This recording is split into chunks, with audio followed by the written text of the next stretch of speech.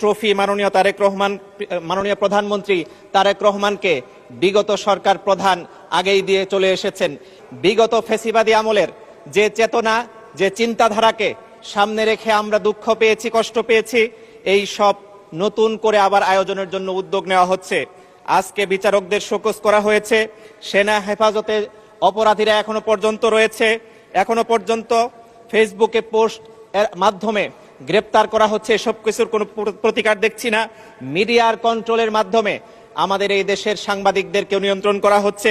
এখন টিভির 5 জন সাংবাদিককে কি কারণে শোকজ করা হয়েছে, কি কারণে তাদেরকে বের করে দেওয়া হয়েছে চ্যানেল থেকে, এই সব কিছুর সুরাহা যদি স্বরাষ্ট্রমন্ত্রী বা মাননীয় আইনমন্ত্রী ব্যবস্থা গ্রহণ করতেন তাহলে হয়তো ভালো হতো। আমরা দেখছি ঠিক একইভাবে মেটিকুলাস ডিজাইন নিয়ে আলোচনা চলছে। আমাদের এই সংসদে একজন সদস্য আবেদন বলছেন ট্রফি মাননীয় প্রধানমন্ত্রী তারেক রহমানকে বিগত সরকার প্রধান আগেই দিয়ে চলে এসেছেন। এভাবে যদি ট্রফি দেওয়ার কথাগুলো আমরা আগে থেকেই জানতে পারতাম তাহলে হয়তো আজকে আমাদের চিন্তা ভাবনা করতে সহজ হতো।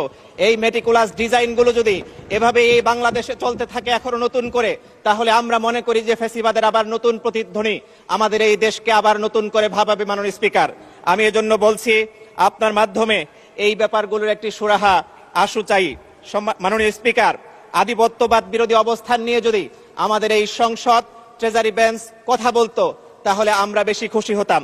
অতি দ্রুত যদি সীমান্ত হত্যা বন্ধ করা না হয়, যদি এই সব কিছুর রূপরেখা নিয়ে আলোচনা করা না হয়, আমরা যদি এই সব কিছু থেকে বের হওয়ার জন্য নতুন কোনো উদ্যোগ না নিতে পারি তাহলে আধিপত্যবাদ আবার আমাদের এই দেশে চেপে বসতে পারে। এটা আমাদের জন্য খুবই দুঃখজনক হবে।